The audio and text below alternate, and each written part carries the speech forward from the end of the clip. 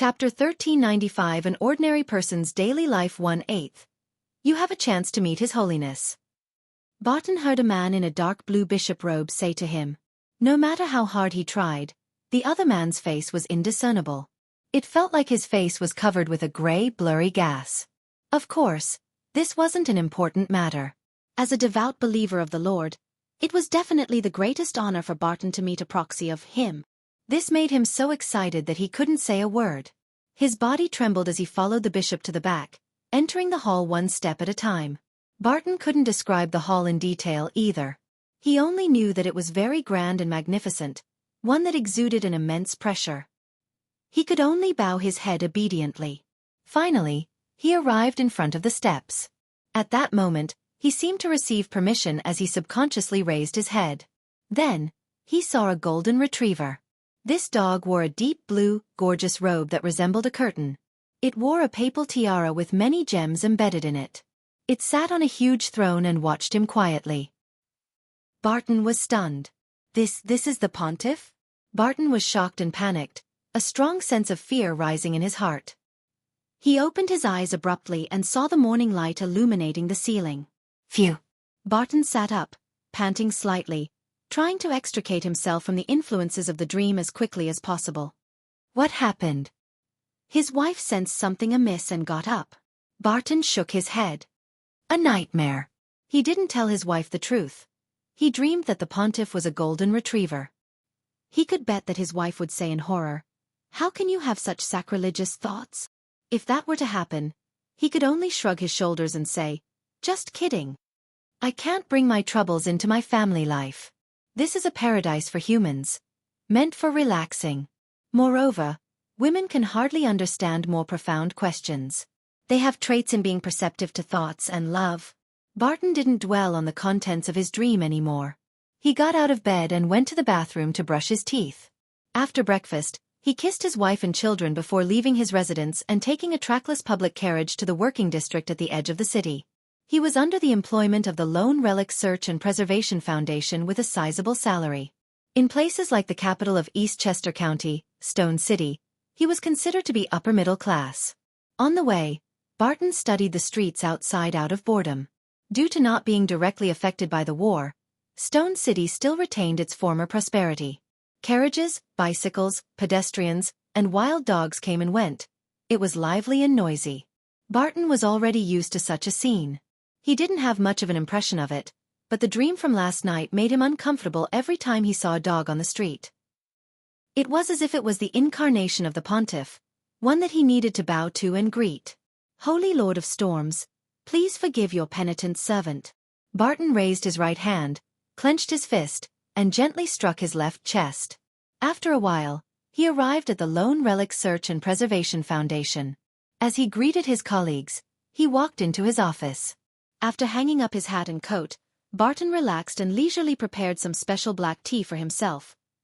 He was almost middle-aged, and his energy was dropping. He always hoped to use a simpler method to supplement his body without suffering any hardship. After preparing the black tea, Barton picked up a few newspapers on the desk and wanted to prep himself before starting work. The economic situation in Backland last season has greatly improved.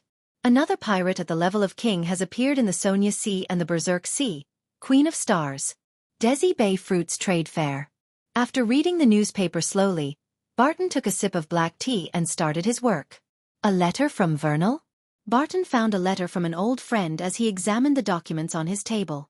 He was an archaeologist who had a close relationship with the Lone Relic Search and Preservation Foundation. Barton immediately took out a letter cutter, took out the letter, and read it seriously. "My dear friend, my students and I found some interesting ruins in the mountains of Civalaus County. Perhaps they originated from refugees from the Fourth Epoch. In that period of history that we don't know much about, they left the city for reasons unbeknown to us. They entered the forests, and stopped interacting with the outside world again. They existed in the form of a tribe. They might still be guarding something, but it has long been drowned out by time, leaving behind only ruins and corpses. My students and I will excavate this place while employing conservation practices. We hope to find something more useful that can help us restore the history of the Fourth Epoch. I wonder if your foundation is interested in this." Here, I solemnly invite you to send a team over to confirm if our work is real and effective. Going into the mountains. The first thing that surfaced in Barton's mind was not the relics or the history, but the buzzing mosquitoes, the humid, dark environment, and the camp that became a temptation to the wild beasts. He shook his head and picked up a pen and paper. He prepared to file this letter and send it to his superiors. Chapter 1396 An Ordinary Person's Daily Life February 8. After drafting the document's header, Barton was preparing to add some details into the document when he realized that Vernal hadn't submitted any supporting information. Does he think that he can apply for funding with just a letter by simply relying on his relationship with the foundation?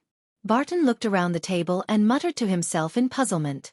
In his opinion, Vernal wasn't an arrogant archaeologist. Apart from being feisty and impatient, he was considered a typical lone gentleman in all other aspects. Under normal circumstances, when one requested funding from the Lone Relic Search and Preservation Foundation, they had to provide a lot of information, such as photos, ancient supplementary documents, and other related information other than a cover letter that described the project. Otherwise, the foundation wouldn't be able to do a review and make a decision, much less spend large amounts of gold pounds to send a team to the project location for inspection. Or rather, could it be that Vernal Fnar was just too careless and forgot to send the information out as well? Of course, with the relationship between Vernal and the foundation, it's entirely possible the upper management will send a person or two to arrange a meeting to verify the information when they see it. Yes, as a friend, I should still help him. Barton shook his head and didn't think further. He stood up and walked to the bookshelf. He then stretched out his right palm and used his fingers to stroke the back of a book spine, selecting the information he needed. Finally, he took out a few books and journals, and combined his various viewpoints to give a detailed description of the history of the Civilaus mountain range in the document he was about to submit. In the scientific community, there's a common viewpoint. In a period that's unknown to be long or short, the Solomon Empire and the Tudor dynasty coexisted in the northern continent, and their border could very likely be situated where the Hornacis mountain range and the Fainapotter highlands are today. There's a high chance that the Hornacis mountain range's extension in Civilaus County was a contested ground between both parties. Barton didn't endorse Vernal. He only provided references to show that there were indeed possible ruins of the fourth epoch in the mountains of Civilaus County. This way, if it was proven that Vernal was lying, no one would hold him responsible, because all of the descriptions came from famous historians. Barton had only extracted snippets in a selective fashion. At the end of the document, he listed out his references. Private Historical Research of Civilaus County, Isaac Eggers, Koei University's Department of History lecturer. After completing this document, Barton read through it from top to bottom and modified his choice of words in certain sentences. Then, he took the draft and entered the clerk's room next door. He asked them to type up a formal document with mechanical typewriters. The Lone Relic Search and Preservation Foundation had always hired plenty of female employees. From the lowest level of ordinary clerks to the deputy director of the upper echelons, at least half of them were female. Barton actually had some things to say about this, but he didn't, nor did he dare to object. He could only choose to accept the state of things. Of course, he had to admit that when he needed to wait, it was quite nice watching these young female clerks busying themselves. At least it enriches the colors here. As Barton listened to the tapping sounds, he mumbled silently. Once the documents were done, he signed and submitted them. Then, just like before, he continued with his work as usual. This included but wasn't limited to the trial projects, providing professional opinions and gathering research materials for the Foundation's papers and commentary. A day quickly passed, and Barton left the company at 6 in the evening. He took a public carriage and returned home after an hour. This was a common occurrence in all the major cities in Lone. That was why high tea became a trend. After lunchtime from 12 to 1, it would be 7:30 or 8 in the evening before people reached home. If not for high tea sessions, most people would definitely be abnormally hungry. Of course, this was only limited to the middle class and above. Many poor people might only eat 2 meals a day. Moreover, couples with the conditions to work would both be working. They would have to prepare dinner after returning home at around 8 in the evening. And the food wasn't for their enjoyment. "Vernal came to visit you in the afternoon," Barton's wife said casually as she helped him take off his coat and hat. Vernal. Barton was taken aback momentarily. The archaeologist who discovered a fourth epoch ruins in Civilaus County had returned to Eastchester County? As soon as he said that, Barton frowned and muttered to himself, He really did forget to send the information, so he came back personally? No, there's no need to go through so much trouble. The Royal Mail is rather reliable. Besides, he should know that I'll definitely be at the Foundation if it's not a weekend. Yes, I might have been sent elsewhere for an inspection review. With this in mind, Botan asked, "Where is he?" "He only waited in your study for 15 minutes before he left," Barton's wife said. Barton pressed, "Did he say which hotel he's living in? When will he come again?" The archaeologist, Vernal, was from Eastchester County, but he wasn't a Stone resident. He didn't have a place here. He didn't say. He seemed to be in a hurry. Barton's wife paused for a moment before continuing. He looked very impatient. Barton touched his receding hairline and nodded gently. "I'll be in the study." His study was on the second floor, and there were many bookshelves and some porcelain placed there. He wasn't too passionate about porcelain, but he actively searched for unique items. After some searching, Barton didn't find any note or letter left behind by Vernal. He quickly threw the matter to the back of his mind. This was his usual rule. He tried not to be troubled by work once he got home. After dinner, he shared a beautiful time with his wife and children, then quickly washed up and went to bed. In the dead of night, he suddenly woke up and opened his eyes. Ever since the danger he encountered during an archaeological excavation 10 years ago, Barton had gained a sense of awareness, spiritual perception, that exceeded what ordinary people had. He could always sense some movements that others couldn't detect. For example, others might realize that someone was looking for them when visitors arrived at the door, but Barton could sense whether the other party was related to him once they walked down the corridor. Someone sneaked in. Barton suddenly sat up, his eyes wide open. He looked at his wife who was sleeping soundly beside him and didn't wake her up. With very slight movements, he flipped out of bed and removed the double-barreled hunting rifle hanging on the wall. After grabbing the rifle, he gently opened the door and looked down the corridor. This place was shrouded in the darkness of the night, and a faint crimson glow outlined certain objects. Barton didn't hesitate. He entered the corridor and scanned the area. However, he didn't find the burglar. Was I mistaken? Barton turned around, feeling a lack of confidence. There was no sign of any of the rooms on the second floor being opened. After thinking for a while, Barton came to the door of the study, grabbed the handle, and gently twisted it. The door opened silently. Everything inside was immersed in the darkness, resembling all kinds of monsters. After drawing the curtains, Barton carefully examined the interior with the aid of the moonlight, and he confirmed that the interior was exactly the same as he remembered. I really am too sensitive. An after effect of the nightmare yesterday? Barton exhaled and left the study quickly. Behind him, the curtains that were drawn lightly swayed, as if a gust of wind was blowing. The next day, Barton continued his daily routine. He kissed his wife and children, took a rental carriage, read newspapers, brewed black tea, read letters. There's another letter from Vernal. Barton felt relieved and opened the letter. However, there was nothing in the letter. The sender seemed to have forgotten to stuff the letter into the envelope. Has Vernal been suffering from absent-mindedness recently? Barton glanced at the envelope in his hand and suddenly realized that the pattern on it was a little strange. This was an envelope with a commemorative sense. According to what Barton knew, many high-end hotels in Backland and Stone City would provide special envelopes and paper to their guests. It was equivalent to a tourist souvenir. Which hotel is this? Barton put the envelope to his nose and prepared to smell the fragrance on it. It was also unique and recognizable. In the next second, he smelled a faint scent of blood. Chapter 1397 An Ordinary Person's Daily Life, 3/8. Instantly, Barton's hair stood on end. Although he couldn't be sure that he smelled blood, his spiritual perception told him that this was the smell of blood. Vernal encountered some misfortune? Just like the archaeological team that I was in back then? No, there's no blood on the envelope. How can it emit the smell of blood? After a brief, extreme fright, Barton stood up immediately. As an ordinary person, he had only one reaction when facing such a situation. That was to call the police. As Barton took the envelope and left his seat, he suddenly remembered something. There were clear rules of how to deal with such situations within the Lone Relic Search and Preservation Foundation. If a project were to produce a phenomenon that was terrifying or incomprehensible, employees were to immediately halt everything and report to the compliance department. They would be responsible for the follow-up. Barton didn't understand why he needed to go to the compliance department. From what he knew, this was a department that handled provisions and audit projections for any violations of the rules. It had nothing to do with handling unknown dangers. However, the founder of the foundation, Miss Audrey Hall, didn't make many changes during the internal auditing of the departments. She only added this one clause. Therefore, the higher-ups didn't wish to argue with her over this.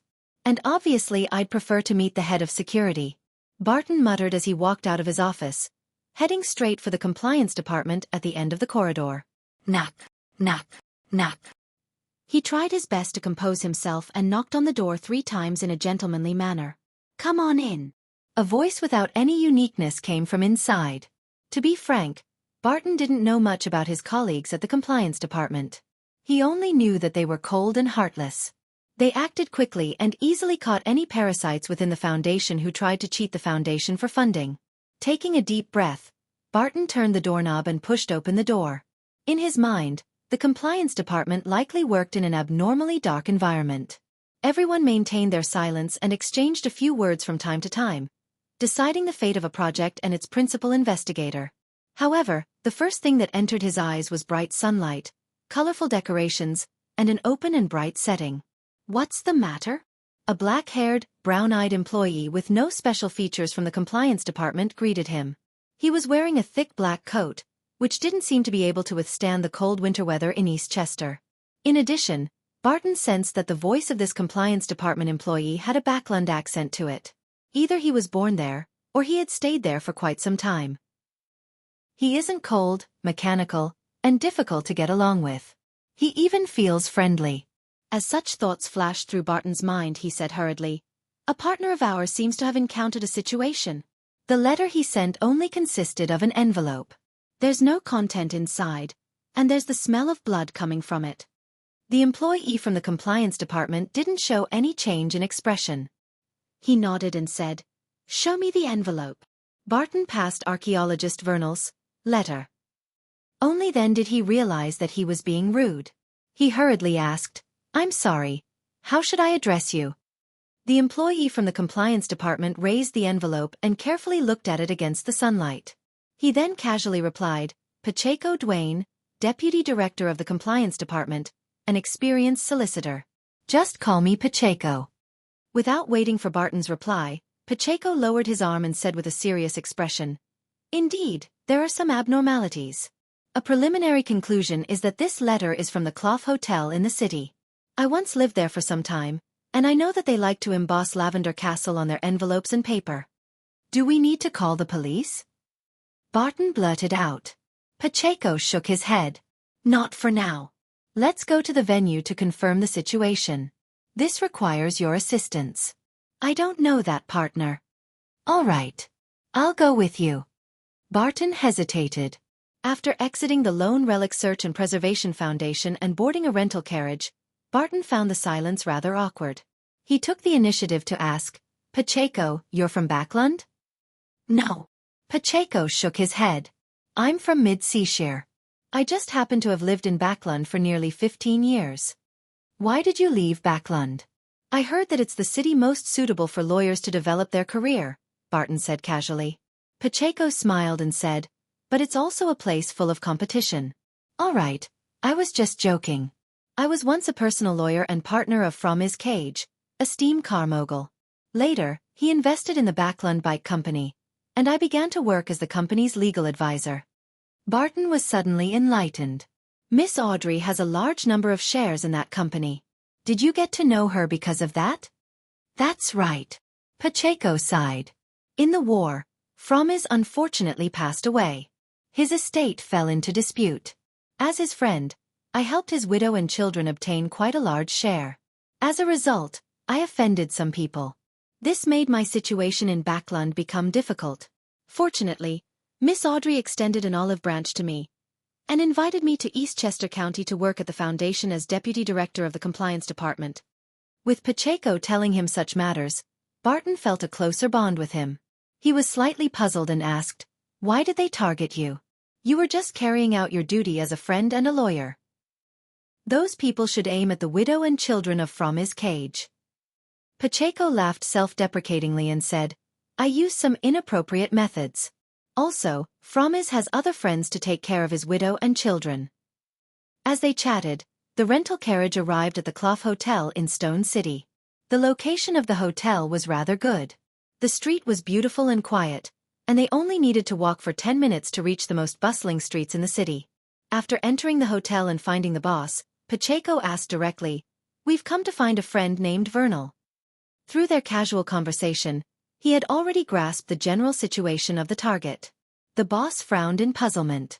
If I remember correctly, there shouldn't be any customer here named Vernal. Barton quickly added, He's a little taller than me, and he looks very well built. His nose is always very red, and his body often reeks of alcohol. He described the characteristics of Vernal in detail. The boss recalled and looked at the attendant beside him. There's a guest like that, the attendant replied immediately. He lives in room 309. Under the attendant's lead, Barton and Pacheco arrived outside the room and knocked on the door. The knocking echoed, but there was no movement inside. Just as Barton was about to suggest calling the police again, Pacheco suddenly bent down and picked up a white soft tuft of hair from the crack at the bottom of the door. No, it wasn't hair. It resembled the condensation of fog. With Pacheco's fingers touching it, it spread out and merged into the air. At the same time, Barton, whose spiritual perception was slightly different from ordinary people, vaguely heard a faint male voice. Tamara! Tamara! Chapter 1398 An Ordinary Person's Daily Life 4/8 Tamara. Barton ruminated over the name and wondered what it meant. He was no longer the same person who realized that he could hear sounds that others couldn't. He didn't look around in panic, hoping to find someone who was hiding and speaking in a dark corner. There were no signs of him constantly being prepared to grab a wooden pole and rushing over to strike the person. He stood on the spot calmly, observing the reaction of the deputy director of the compliance department, Pacheco. Pacheco glanced at him and said, Have you done any research in the history of the fourth epoch? A little, Barton replied modestly. At this moment, he didn't pretend that he didn't know anything about the history of the fourth epoch. Firstly, his character didn't allow for that. Secondly, his position was a direct result of his academic background in history. If he had any major flaws in this field, he might be fired by the Foundation tomorrow. Pacheco looked at the door and said, Have you heard of the name Tamara before? I've heard of it. Barton instinctively turned his head to glance at Pacheco. In the little-known history of the fourth epoch, the name Tamara has appeared several times, and its frequency is only second to Tudor, Solomon, and Trunsoist. From this, it can be determined that this represents a great noble of some empire in the fourth epoch. After saying this, Barton paused and said, Vernal recently discovered some ruins from the fourth epoch. As the hotel waiter was by his side, he didn't directly mention that the name Tamara might have something to do with the current abnormality Vernal was facing. Pacheco didn't respond. He turned to the hotel attendant and said, I'm a police officer in charge of a criminal investigation. I suspect that the tenant in this room has encountered some misfortune. Please open the door immediately. As he spoke, he took out an identification document and showed it to the other party. The hotel attendant was shocked and looked at the identification carefully. Okay. I'll get the keys. As he spoke, he turned around and ran towards the staircase. You're a policeman? Barton, who was watching from the sidelines, blurted out in shock. Pacheco looked down at the identification in his hand and chuckled. This document is 100% real. It was obtained through legal channels. Why do you need to make it sound so complicated? Barton habitually replied, I don't care about its authenticity. I just want to know if you're a police officer. Pacheco laughed. That depends on how you view it. This answer left Barton rather irritated, but as a typical lone gentleman, he knew that the other party was unwilling to give him an answer directly, so he politely shut his mouth. Of course, one of the reasons included the other party being one of the deputy directors of the compliance department. The two of them remained silent as the hotel owner and the attendant returned to the third floor. After carefully inspecting the identification document in Pacheco's hands and matching it to the face, the hotel owner took out his keys and opened the door. He grumbled, How did something happen? Nothing was heard. If a high-end hotel was involved in a murder case, it would definitely affect their image and reputation. They might even go bankrupt. Don't worry too much. Perhaps it's just a small problem. Pacheco gave him some friendly consolation. I hope so. May the goddess bless me. The hotel owner retracted his hand and tapped his chest 4 times in a clockwise fashion, outlining the stars. Then, he gently pushed the door open. At that moment, the interior of the room seemed to connect to the outside world. A faint smell of blood filled the air. Oh! The hotel owner noticed this and could only use an exclamation to express his disappointment and fear. Only an environment like this can make the envelope not stained with blood have the smell of blood. This thought flashed through Barton's mind immediately. It was only then that he noticed that the furniture was neatly arranged in the room, and there were no obvious wrinkles on the carpet. It stood in contrast with the smell of blood. It didn't seem like there was a fight. A fatal shot? Barton's hobbies included reading popular novels, especially those that mixed murder and love. Therefore, he had a rather rich experience in such situations. And among all the best-selling authors, the one he loved the most was undoubtedly Furs Wall. In the beginning, the one who bought Furs Wall's few novels was his wife. Barton had once read through one of them and ended up being engrossed in it. Of course, he wouldn't reveal this in front of his wife. He would always use an authoritative tone, saying, "These kinds of novels are shallow and worthless. They're only suitable for killing time." Amidst Barton's thoughts, Pacheco put on a pair of white gloves and walked into the room. After surveying the area, this experienced solicitor walked to the desk and picked up the stack of letters with the lavender castle pattern embossed on it. He said to the hotel owner and waiter, "Do you know how many pieces there were originally?" "We don't replenish them every day." The attendant looked at his boss and stuttered. What he was trying to say was that after having the guests living in this room rotate out a few times, he had no idea how many letters were left when Vernal moved in. Pacheco scoffed and shook his head. He said to Barton, who was standing beside him, "That's why this world needs order and rules. If they used a set of strict rules, replenishing the number of letters to a set number every time a customer checks out, we could have used this to find some clues." "I don't understand what you mean," Barton answered truthfully. Pacheco smiled and said, "Simply put, only light can cause shadows. Of course, enough chaos also means an opportunity." Barton nodded and said, "Yes, Emperor Roselle once said that chaos is a staircase that leads one up. No one knows if he's the one who said that. There are too many people in this world who don't dare to directly express their views, so they can only rely on the names of others," Pacheco casually replied. Then, he picked up the blank piece of paper at the top and held it against the sunlight that passed through the glass windows. "I love dealing with people who are careless." Pacheco suddenly laughed. After saying this, he put the letter back in its original position. The next second, he took out a sharpened pencil from his pocket and lightly scribbled it over the letter paper. Before long, the traces of Loanese text appeared one after another, forming several scattered sentences. "I've been targeted. The ruins have traces of some religious rituals. I took away the items on the altar. It saw me. No. It's always been by my side." When he wrote these few sentences, the archaeologist, Vernal, seemed to be undergoing upheavals in his mood, so he had used plenty of force, leaving the most obvious of traces with his pen. Chapter 1399 An Ordinary Person's Daily Life May 8th. After seeing the marks on the paper, Pacheco turned his head and said to Barton, "What happens next will be quite complicated. I will seek the police's help. And you can return to the Foundation and wait for further questioning." Barton, who was staring at the paper, wasn't disappointed. Instead, he felt relieved, and he hurriedly nodded. "All right." After reading the traces left behind by Vernal, Barton's intuition told him that the matter was very dangerous. As an ordinary person, avoiding danger was an instinctive choice. Of course, this was also because Vernal could only be considered one of his ordinary friends. It wasn't worth taking a huge risk and getting involved in this matter. After answering, Barton turned around immediately and walked past the hotel owner and attendant and arrived at the street. This time, he didn't choose to take public transport and instead boarded a rental carriage. Barton's trip outside was considered as a special matter. It was rather urgent, and with the deputy director of the compliance department to testify for him, he could make a claim for the expenses incurred. The difference between spending the Foundation's money and using one's own salary was two completely different feelings. On the way, Barton looked at the scenery outside the window and couldn't help but think about Vernal's current situation. Is he still alive? The room was filled with a strong stench of blood. I hope he's still alive. May the Lord bless him. If he's still alive, where will he be now? Where could it be? There. As his thoughts raced, Barton suddenly thought of a possibility. He quickly instructed the coach driver to change routes and head home. Not long after, he returned home. What happened? Barton's wife approached him with a surprised look. It was still quite some time before lunch, let alone getting off work. Barton didn't take off his hat or jacket. Without answering her question, he directly asked, "Was Vernal here?"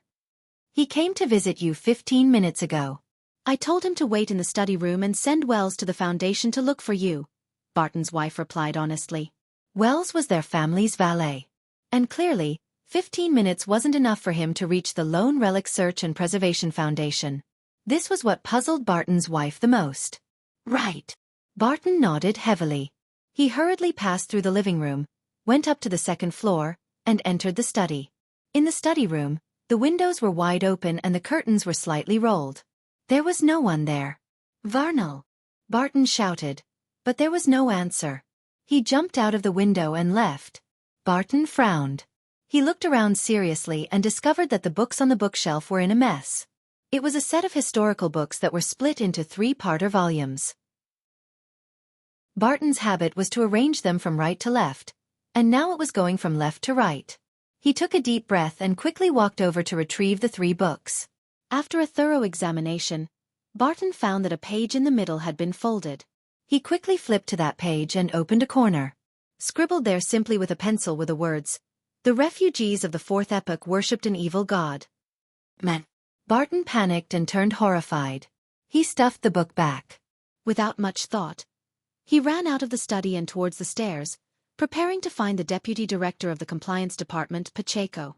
He wanted to tell him about his discovery and get him to request the police to protect his family. After exiting the house, Barton slowed down and considered an important question. Where do I go to find Pacheco? The Clough Hotel, the Stone Police Headquarters, or the Foundation?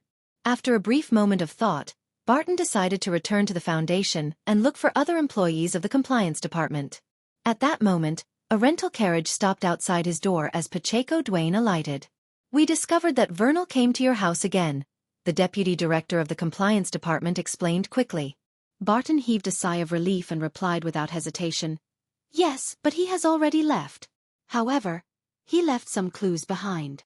After saying this, Barton led Pacheco into his own house, went to his study, and handed him the book.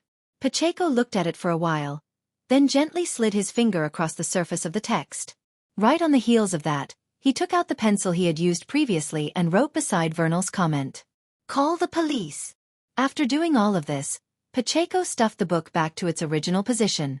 However, he didn't push the book in completely. This way, the entire row of books had one book bulging out. "All right, let's return to the Foundation and have lunch. We'll wait for the good news from the police." Pacheco clapped his hands. Barton didn't understand the reason behind this senior lawyer's actions, but he didn't ask why. He really didn't want to get involved in this matter. He felt that he couldn't bear it at all. Barton then fabricated a few reasons to his wife before returning to the Foundation with Pacheco to begin his daily work. When it was tea time, he had just finished an ancient books appraisal when he heard someone knocking on the door. "We've got some clues. We need to go to your place," said Pacheco, who was wrapped in a gray scarf and standing by the door. "Clues?" Barton rose in surprise. Pacheco didn't give a direct answer. He spread out his hands and made an inviting gesture.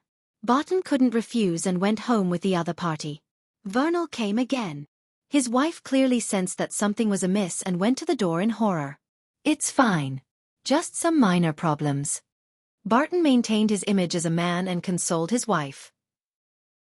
When he arrived at the study, he and Pacheco discovered that, yet again, Vernal had escaped. "Damn it, can't he just wait for a while?" Barton couldn't help but grumble. "It's all right." Pacheco walked up to the bookshelf and pulled out the book. Clearly, Vernal had read his suggestion, as the book was completely stuffed into the bookshelf. "I guess I know where Vernal is." Pacheco closed his eyes, smiling. Barton was stunned. "How do you know?" Pacheco opened his eyes and replied with a smile. "He accepted my bribe. No, a gift. But that isn't right either. The most accurate description should be a suggestion. Of course, he might not accept it. With that said, the deputy director of the compliance department walked past Barton and out of the study. Barton followed behind him subconsciously, leaving his own burrow and turning into a nearby street. At the end of the street, there was a house that had collapsed due to a fire. They actually haven't started reconstruction efforts, Barton whispered. Pacheco put on a pair of white gloves again, and his expression became a little stern. Through the rather intact main door, he entered the half-collapsed hall. Black pieces of wood were strewn across the ground, blocking the lower half of a person's body. The figure was wearing a brown jacket with a red nose. He looked very stocky and was none other than the archaeologist, Vernal. Barton secretly exhaled and asked anxiously, "Why didn't you call the police?" "They're monitoring the police station," Vernal replied without a change in expression. Barton blurted out, "Why didn't you leave Stone and go to other cities to report to the police?" "They're monitoring the steam locomotive station," Vernal replied in the same tone. Barton thought for a moment and frowned. "You have many ways to leave Stone. They can't seal off a city." Upon hearing this question, Vernal's expression gradually changed as he said with a slightly ethereal tone, "I sense the will of that great existence." Chapter 1400 An Ordinary Person's Daily Life 6/8 Great Existence. As soon as Barton heard Vernal, certain memories hidden deep within his heart surged out. This made it difficult for him to contain his fear. His feet unconsciously took a few steps back. In that the archaeological expedition many years ago, all the nightmares had started with similar descriptions. Just as Barton's body trembled and was about to turn around and run away, the deputy director of the compliance department, Pacheco Duane, brought up a question. "Since you've already sensed the will of that great existence, why didn't you reconcile with the Fourth Epoch refugees who are pursuing you?" Vernal's breathing suddenly became heavier, as if a faint white fog had spewed out. His voice also became louder. Their faith wasn't accepted with their whole body and mind. They still had some reservations. As Vernal spoke, a faint white fog spread out from the half-collapsed house, emitting a strong smell of blood. Barton seemed to come to a realization, but he wasn't in the mood to think. He only wanted to leave this place and escape the danger that was about to erupt.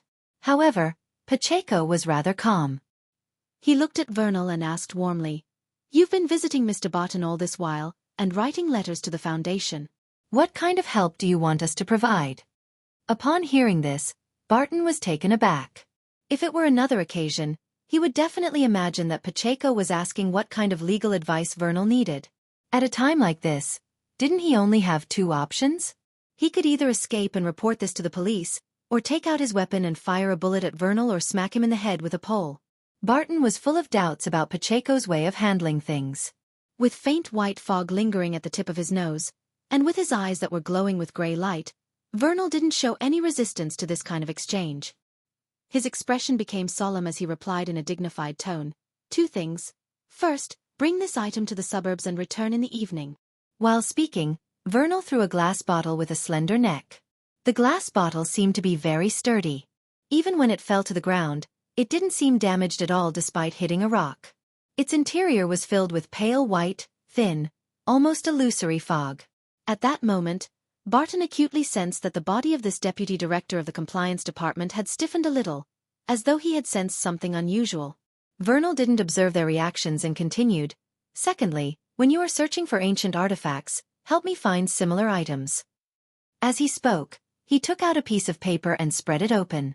There was a strange-looking lamp on the paper. It was like a tiny water flask that had a candlewick extend out of its mouth. "No problem." After 2 seconds of silence, Pacheco replied in a low voice, one different from his previous tone. "That's good. Haha, don't you think that our encounter was a coincidence?" Then Vernal tossed the piece of paper aside and leaped up high onto the half-collapsed building. He was like a baboon as he nimbly climbed up and jumped, quickly disappearing from Barton's and Pacheco's sights. "What are we going to do next?" Barton turned to look at the deputy director of the compliance department. Before he could finish speaking, he suddenly stopped. He realized that Pacheco was still standing there, breathing heavily. In addition to that, Pacheco's body was covered with thick black fur. His muscles swelled up, causing the black coat to tighten. "Monster! Monster!" Barton's eyes widened as if he wanted to see clearly Pacheco's current appearance. In the blink of an eye, the abnormality on Pacheco vanished. He let out a long breath and said, "We'll wait here. Do you need to pick them up?" Barton pointed at the bottle and paper on the ground. The corners of Pacheco's mouth twitched as he said, "You can pick it up. But you have to keep a distance from me later." Barton blurted out, "Will the fog in that glass bottle affect you? There are things that even if you can't be certain about, it's best to not rashly attempt them." Pacheco still didn't give a direct answer. It's really tiring to communicate with him. After pondering for a while, Barton took a few steps forward and stopped in front of the bottle and paper.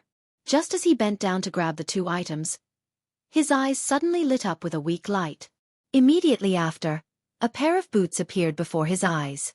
The front of one of the boots was curled up high. The other was similar to the rounded-top boots that were popular nowadays, as though they belonged to two different people. Barton's heart tightened. He suddenly straightened his body and looked forward. There was a lady standing opposite him. This lady was wearing clothes that could be considered as two dresses. One side was complex and the other was simple. One side was colorful, and the other side pure black. This asymmetrical attire made Barton flare up instinctively.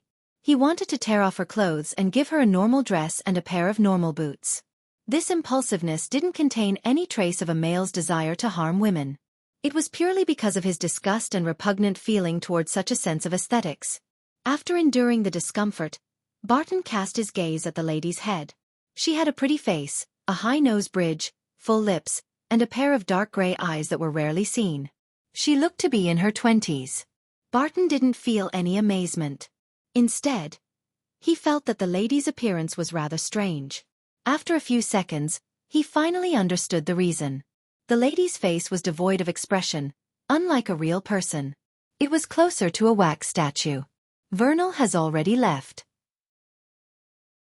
The deputy director of the compliance department, Pacheco, seemed to have completely recovered and took the initiative to speak.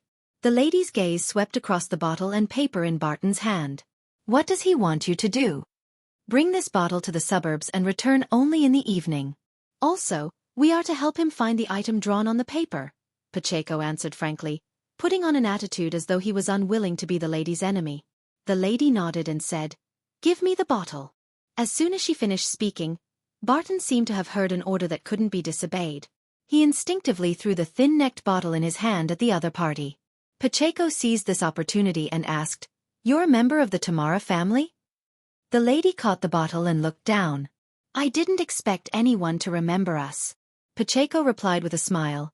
"In truth, from the end of the Fourth Epoch until now, there have always been active members of the Tamara family, but there are very few of them. Have you heard of the Theosophy Order?" "They are them. We are us," the lady answered simply before her body rapidly faded away and vanished. Chapter 1401 An Ordinary Person's Daily Life July 8. After seeing the lady disappear for a few seconds, Pacheco turned his head and said to Barton, "Let's go back to the foundation." "Aren't we going to the suburbs?" Barton asked subconsciously. Pacheco said with a smile, "Didn't you already give the bottle away? We no longer have a reason to go to the suburbs." Perhaps his true aim was for us to hand the bottle to the lady of the Tamara family. What he said before were all lies. Of course, this has nothing to do with us. Next, there is no innocent party among them, so it doesn't matter who dies. All we need to do is perform a certain amount of surveillance to prevent their battle from affecting ordinary people. This will be handled by the police, not by the Foundation or the Compliance Department. Vernal doesn't look like he's capable of this kind of devious plot. Barton mumbled. He didn't ask further and turned to walk out the door. Frankly speaking, returning to the Foundation was the answer he wanted to hear the most. It was just a spur of the moment when he asked if they were heading to the suburbs. It was an old habit he hadn't overcome for many years. After returning to the Foundation, Barton spent the rest of the day feeling rather uneasy. He went through the menial, repetitive routine until evening came. "I originally felt that life was too boring, but I now realize that a monotonous life is so precious. Sigh, I only hope that nothing unexpected happens like in the afternoon. May the Lord bless me." Barton stopped at his doorstep, stretched out his right hand, clenched his fist, and gently struck his left chest. After finishing his prayer, He opened the door and entered. He took off his hat, coat, and handed them over to his wife who had come forward. "What happened to Vernal?" his wife asked carefully. Barton replied calmly in both tone and expression. "He offended some people and was being followed. The police have taken over this matter. In the future, if Vernal visits again, don't let him in. Remember to send someone to inform the police." Barton's wife heaved a sigh of relief when she heard that the police had intervened. "All right." After dinner, Barton played with his children for a while before finding an excuse to go to his study and sit near the window. He needed a private space to completely calm his emotions and walk out of the panic brought about by the incident with Vernal. As such, Barton took out a cigarette from his drawer and put it to his mouth. He wasn't addicted to smoking, but he had to socialize sometimes, so he prepared a pack of cigarettes at home and on his body. He lit the matchstick, lit the cigarette, and took a deep suck. He then leaned back in his chair and watched the smoke coming out from his mouth and nose. The white gas quickly spread out in all directions, making Barton suddenly think of the fog coming out of Vernal's mouth and nose. He vaguely smelled the faint scent of blood. To Barton, this wasn't a very strange discovery. After all, Vernal had stayed in his study before, so he definitely left some traces behind. Ordinary people wouldn't be able to detect him. Barton didn't smell it before, but because he was too nervous and flustered, his attention had been focused on the whereabouts of Vernal and the words he had left behind. Of course, the smell of blood in the study room was very faint. It was also one of the reasons why it couldn't compare with the hotel room and the burnt ruins at all. As the smoke from the cigarette spread, Barton suddenly narrowed his eyes. He had an ominous feeling. In an instant, the pale white gas shrank in a certain direction with the smell of blood, forming a figure. The figure's upper body was normal with an iconic red nose. It was none other than the archaeologist, Vernal. The lower half of his body was completely shrouded in air, like a monster drawn out by smoke. "Vive Vernal!" Barton shouted, almost suffocating. His voice reverberated in the study, unable to penetrate the wall. "Haha, I've already acquired an immortal body. As long as there's still some fog left, I'll be able to come back to life." Vernal burst into laughter. Compared to before, his expression became more and more crazed, and his eyes seemed to be slightly palish white. He was already dead just now? This thought subconsciously flashed across Barton's mind. Then, he forced himself to remain calm and said, "What's the matter?" As he spoke, Barton wanted to stand up on impulse, but sadly he discovered that his body was covered by a cold and thin fog, and he had lost most of his senses. Vernal stopped laughing and looked into Barton's eyes. He said word by word, "You didn't bring that bottle to the suburbs." Although Barton had a rash personality, he knew that he couldn't answer this question directly. He quickly thought of a solution. A few seconds later, he changed the topic before he spoke again. "Why did you convert to believing in that entity? Aren't you a loyal believer of the Lord?" Vernal fell silent for a moment before his expression gradually became fervent. "I've seen an even larger world, a much more vast world. Compared to that, the planet we are currently living on is like a grain of sand in the desert. There are innumerable civilizations, ancient ruins left behind from hundreds of thousands of years, millions of years, or even tens of millions of years ago. This is what the universe looks like." Seeing that his question only made things worse, Barton fell silent. He thought about whether there were any non-sensitive topics that would garner Vernal's interest. He slowly took a deep breath and said, "Other than the altar, what else did you discover at the fourth epoch ruin? How much do you know of the Tamara family?" Vernal's eyes lit up. The Tamara family had its coat of arms replaced once. This means that they had encountered something rather major. As he spoke, the archaeologist who was just an upper half of a body had extended his right hand. Using the smoke, he drew out two symbols in midair. The first symbol was formed from a layer of brambles, a shield wall, and a long sword that was vertically inserted into them from above. The main part of the second symbol was a pair of double doors that swung open, and the gap in the middle was taken up by the vertical long sword. As a barely famous historian, Barton immediately thought of the words of the Tamara family member. "They are them. We are us." Did the Tamara family fracture? Barton blurted out. "I thought so," said Vernal, smiling with gratification. Then he leaned close to Barton, his face burning with zeal. "Your brain is more tempting than I imagined, and it's the best supplement for me. Relax a little. Your mind will merge with mine, and we can witness those great civilizations together.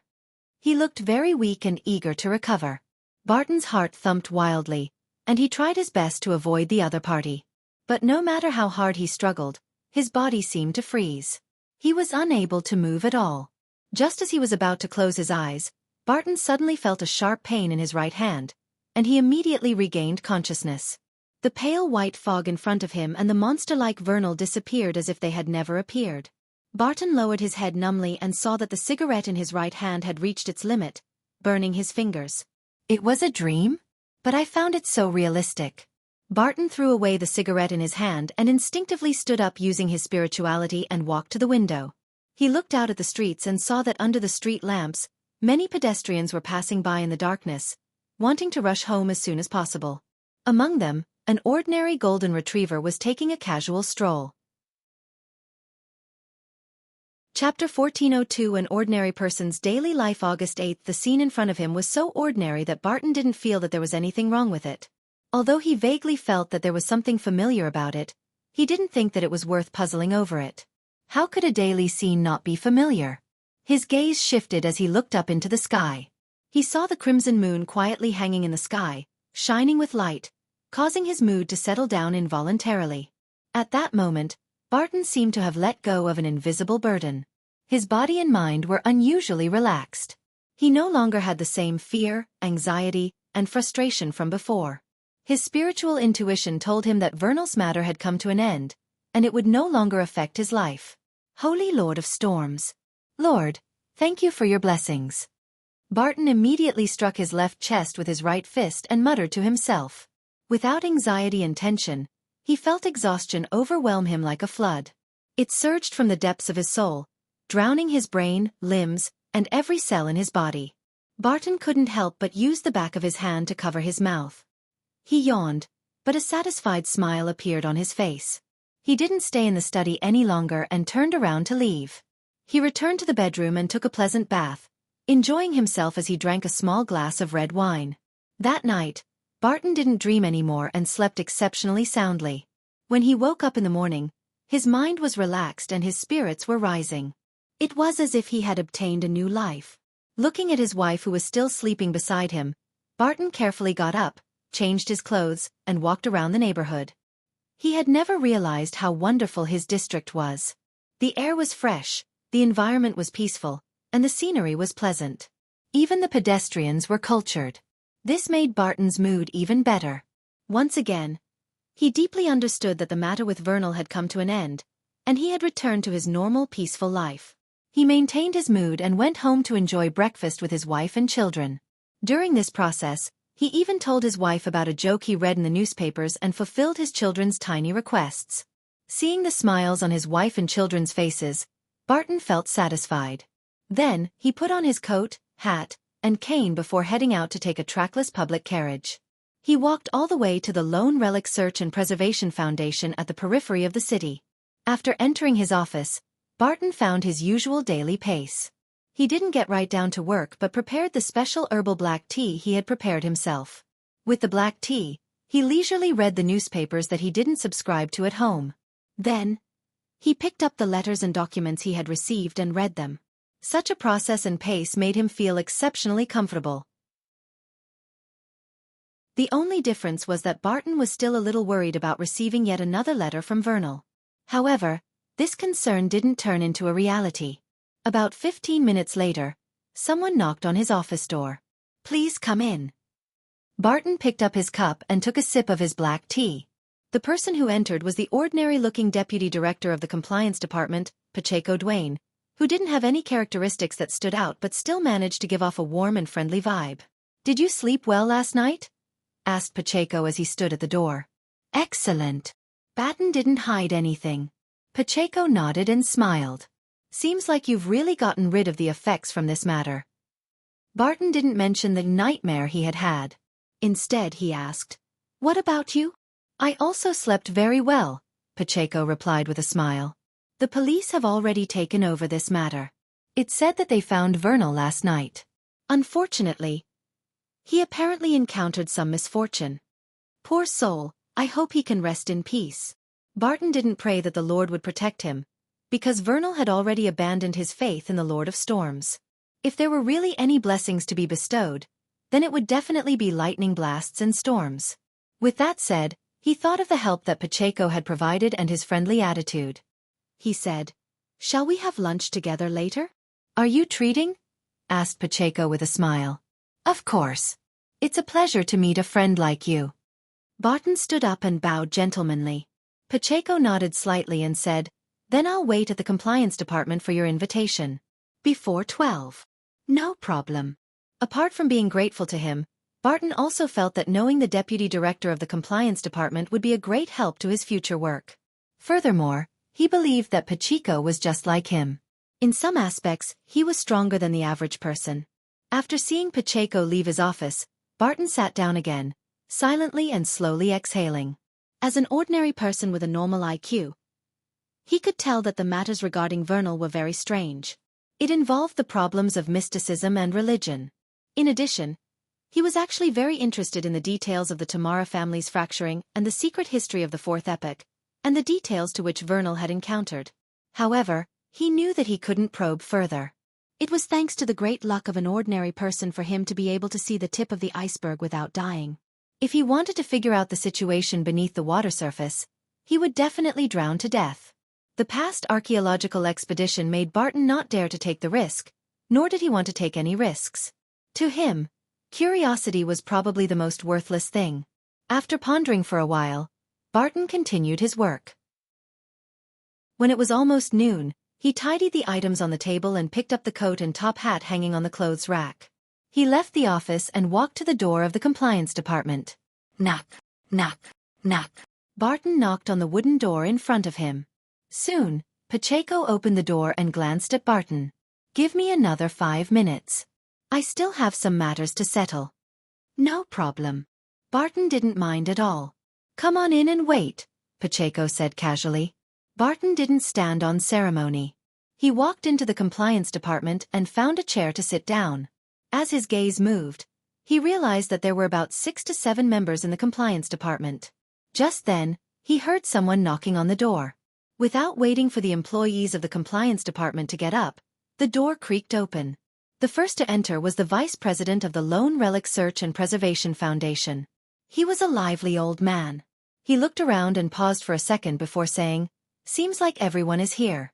Let me introduce you to a new colleague." As he spoke, the vice president took a few steps forward, revealing the new employee of the compliance department behind him. She was a woman in her 20s. She had a high nose bridge and a pair of moist, full lips. Her eyes were dark gray and her face was pretty. She wore a common blue dress. However, there was no expression on her face. She didn't look like a real person. She looked more like a wax statue. The gazes of Barton and Pacheco froze. The vice president continued smiling and said, "She will be like Pacheco, taking on the role of the deputy director of the compliance department. Her name is Alicia Tamara." The end to an ordinary person's daily life.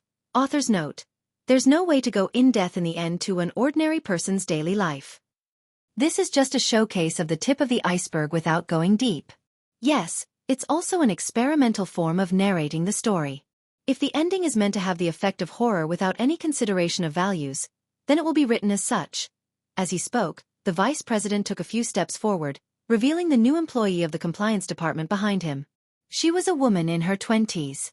She had a high nose bridge and a pair of moist, full lips. Her eyes were dark gray and her face was pretty. She wore a common blue dress. The gazes of Barton and Pacheco froze.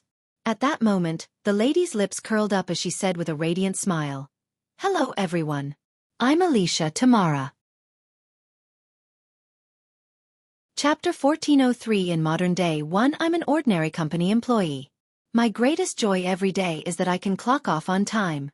This isn't something that can be realized often, because it's only from working overtime that I can receive a higher salary. Only from doing so can I gain a little sense of security. In this aspect, my boss isn't that bad. At the very least, he'll pay for overtime, unlike the company next door who only knows how to shout slogans. All they do is pump up the employees without sparing a single penny.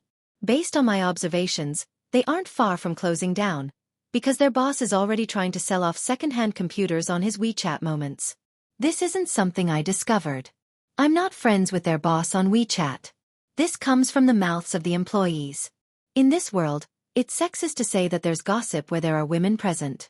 Instead, there's gossip wherever there are people. Of course, I don't have absolute confidence in those words. There was once a time when a dog and a cat made me feel that they were watching us humans with amusement and gossiping.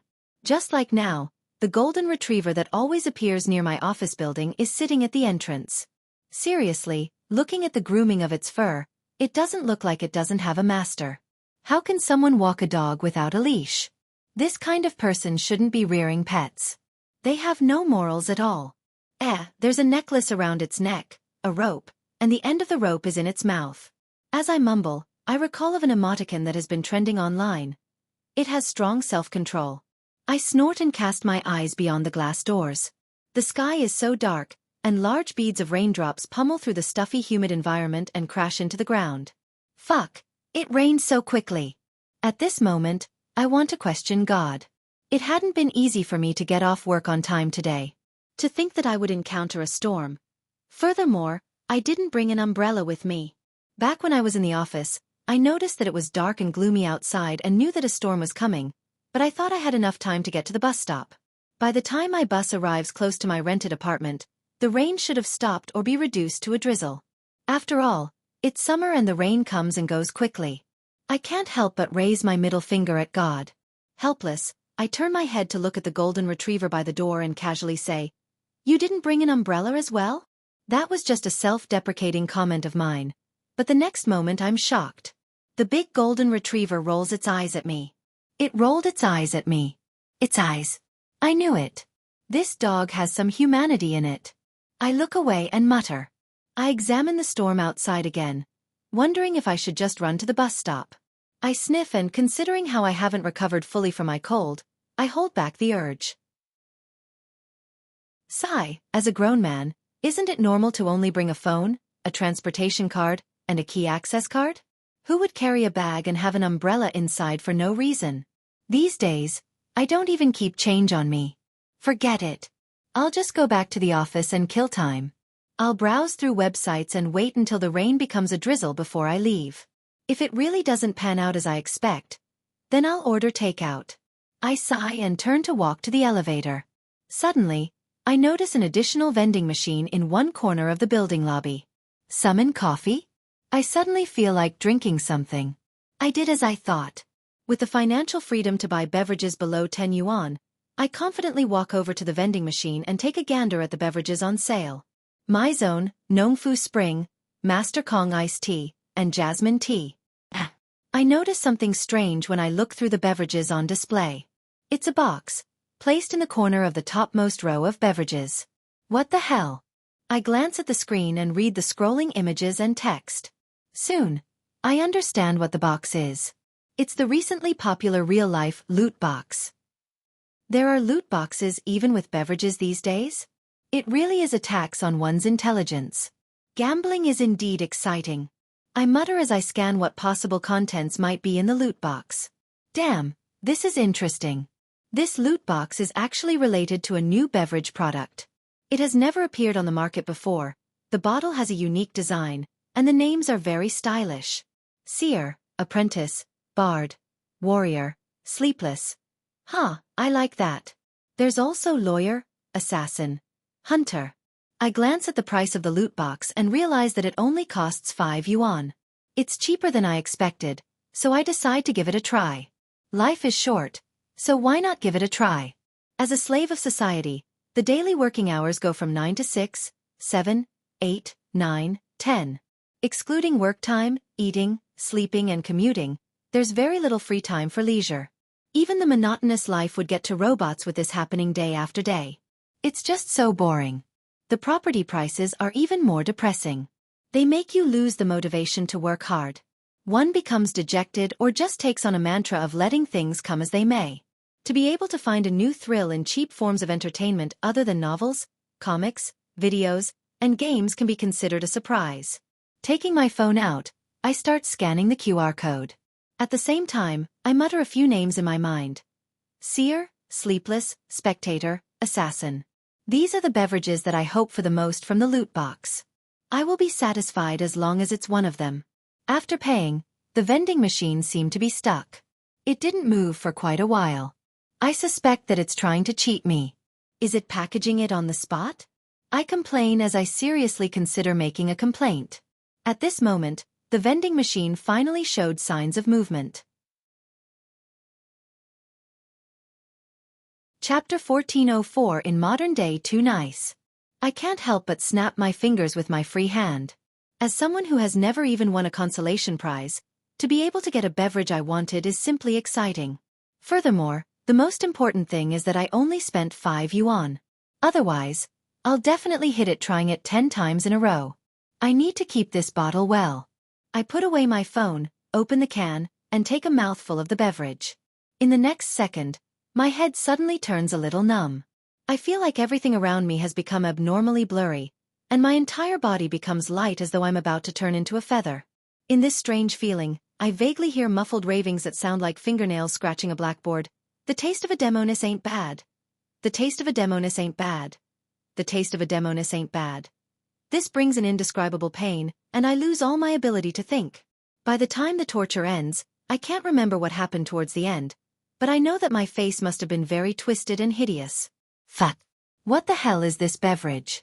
I turn angrily to look at the vending machine. At that moment, my head is spinning, and my eyes swell. I have the feeling that I'll collapse at any moment. However, this doesn't stop me from discovering a fact. The vending machine that still existed moments ago has disappeared. Holy shit. I can't take my spinning head and the soreness in my eyes. I quickly remove my glasses and prepare to squeeze my nose bridge. However, just as I take off my glasses, everything returns to normal. My head doesn't spin and my eyes no longer ache. My vision remains clear, clearer than even before my myopia. I scan my surroundings, and every detail is reflected in my eyes. Even a dozen meters away, a mosquito silently suspended on a black stone is vividly clear. I've recovered from my short-sightedness? That bout of fainting was because of the glasses? I glance around once more, and for some reason, I feel that my vision has exceeded that of a normal person's. As I try hard to recall, I gradually come to a realization.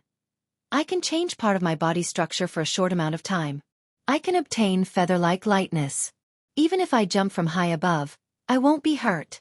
A hawk-like vision that allows me to see through the darkness. I'm good at hiding in the shadows. My steps are nimble and my body is agile. The instantaneous strength I can release is tremendous. I can concentrate all my strength into a single strike. As I suspect that the assassin beverage that I had just taken was actually some mental drug that gives me hallucinations. I also feel that something might have really happened due to my recovery from short-sightedness. I put on my glasses again and realize that it does leave me faint. No way this is real. The vending machine is gone. It was still there a moment ago. Did I have a fortuitous encounter? I cast my gaze out of the lobby and see people carrying umbrellas or have their backpacks raised in the heavy rain, running about in a hurry. Before this, I could only barely see silhouettes in this scene, but now, I can confirm the features of every pedestrian. Of course, the prerequisite is that they aren't wearing face masks. A fortuitous encounter. Don't tell me it's really a fortuitous encounter. I would occasionally fantasize about having a fortuitous encounter, for example, striking lottery worth 10 to 20 million yuan, but I never expected such a day. Moreover, it's the assassin ability that I wanted the most. Even if it's fake, just healing my short-sightedness makes me give this fortuitous encounter full marks. I control my excitement and joy and carefully examine my body. After confirming that there's nothing wrong with it, I close my eyes and mutter to myself, "Thank you, God. Thank you, vending machine. Thank you, loot box." I have to find a place to test the leap of faith. I've recovered from my cold too. I'll think further about it after the rain stops. I look around again, eager to test what it means to have dexterous steps, agility, and explosive power. Of course, as a normal person with regular intelligence, I know that I should avoid others in times like this, lest I expose my fortuitous encounter and create a series of unknown developments. At this moment, due to the heavy rain, the people inside the building either have to work overtime or have already left. Those without umbrellas either have realized the reality of things or haven't left the office. They either return to the office or bravely run to the bus stop. Therefore, other than the 2 security guards who have their backs to me, there's no one else in the lobby. I can give it a try. Yes, there's a dog. Heh, so what if I'm seen by a dog? It doesn't understand anything. Would it be able to tell anyone? I immediately widen my pace and run toward the elevator. I can feel the changes in my body. Using a machine as an analogy, my body used to be a rusted machine that had been soaked in water. Now it was a new lubricated machine. A few steps later, I suddenly remember something. Previously, several companies in the building had been a victim of theft. Through the surveillance cameras, the police found the criminal. In other words, there are surveillance cameras in the lobby, and my every move is being monitored. Bear with it, bear with it. I stop my attempts and turn back to look at the spots where there might be cameras. My gaze sweeps across the huge golden retriever at the door. It's still impassively looking at the rain outside. I'll wait till I get home. I let out a slow sigh, hold my glasses, and head for the elevator. I heard from my gossiping colleagues at the company that the theft was done by a young rag-and-bone man from nearby. In the past, this guy was the son of a rich man. Later on, his family waned, and he could only make a living being a rag-and-bone man. However, the police never found him. I take the elevator and go back to the 10th floor. My mind is filled with how to be an assassin hiding in the city's shadows. Nothing is true. Everything is permitted. I mutter a few slogans and exit the elevator. Glancing around, I see a figure standing by the window at the elevator lobby. He has rare, long silver hair. His features are very distinctive. So I recognize him. He's the vice president of the company next door, whose surname is Wu. Of course, this might only be his Chinese surname, because he's either a foreigner or a mixed blood. It's such a pity that this guy isn't an idol. He's so good-looking that even the girls in our company often try to, coincidentally, bump into him. They give him flowers and food. It's like he has everything easy in the game of life. The boss next door really has bad taste. With such an employee, I'd have long changed to running an entertainment company. I don't know what the company next door is busy with every day. Until today, I don't even know what they do. All of them are garrulous, completely unlike Roseanne when she's joking. They're probably doing multi-level marketing, right? I quickly retract my gaze and not greet him. After all, we're not familiar with each other. But just at this moment, I see that guy turn around and walk over. Chapter 1405 in modern day 3 Under normal circumstances, I wouldn't be nervous if the vice president from next door came to me. After all, I'm not under his jurisdiction. And I'm not a girl either. My sexual orientation is very normal. No matter how good he looks, it has nothing to do with me. I'm even a little jealous. But now, I've just drunk a bottle of some strange beverage of unknown origins and obtained the abilities of an assassin I've been dreaming of. No matter who comes near me, I can't help but feel uneasy, afraid that others might discover my secret.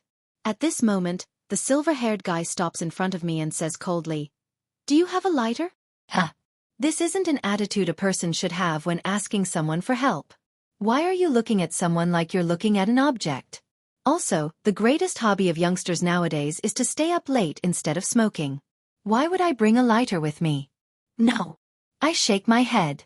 At the same time, I sigh inwardly.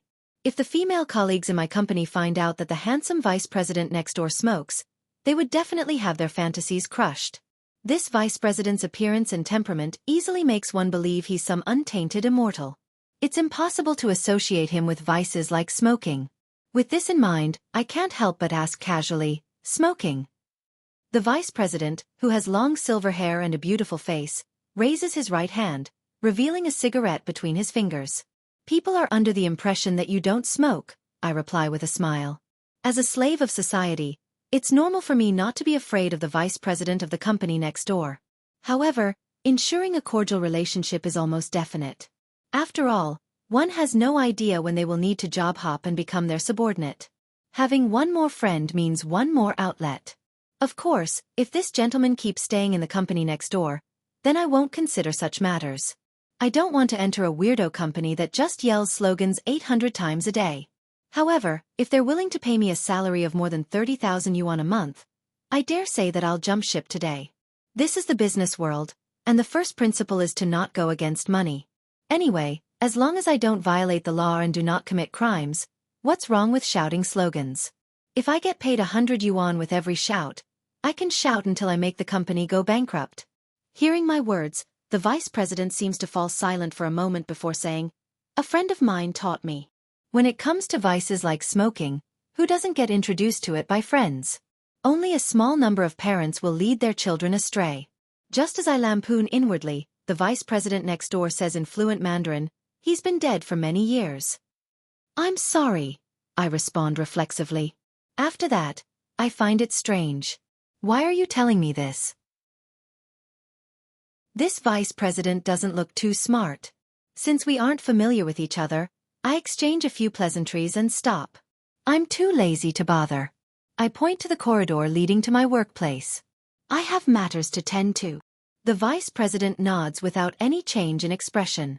He turns around and walks back to the window by the elevator lobby, as if he's watching the rainy scene below. I leave the elevator lobby and take a right turn into my workplace and head to the office where my department is located. They're all gone? They took all the umbrellas? I switch on the lights and scan the room. That's right. It hadn't rained when clocking off at regular hours. I left 10 minutes later and happened to be caught in the rain. Seeing that there was no one in the office, my thoughts became active. I originally thought of watching videos in the office, checking out the young ladies dancing indoors and finding inspiration from live eating broadcasts to figure out what to eat for dinner.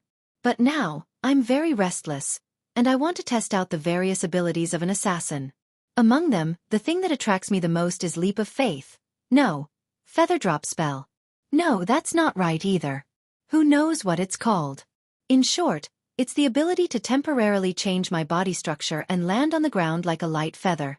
This is undoubtedly the most surreal ability of assassins. Of course, it is also equally important to me that I've had my short-sightedness cured and gained excellent vision. I have to give it a try. I slip my glasses into my pocket and dash to the side window of the big office. It faces a small alley. There's a refuse room that's erected there and no one usually walks past it, let alone when it's heavily raining now. 10 stories. An empty alley. It's the best place to test the leap of faith. I open the window and cast my gaze down. There are no signs of any pedestrians in the heavy rain. The roads are bleak and gloomy. It's dark everywhere. The refuse room looks like a small hand could cover it from the 10th floor. Forget it. It's better to find somewhere lower for the first test.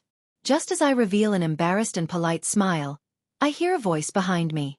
"What are you doing?" Startled, I turn quickly. Then, I see my boss. He had walked into the large office with one hand in his pocket at some point in time. He's looking at me. "Mr. Huang, I'm checking to see if the rain has stopped." I quickly think of one reason. My president's surname is Huang, with the first name Tao, a very handsome, fashionable man. At the same time, he's a strange man who became a father at the age of 18. His daughter has already started college this year.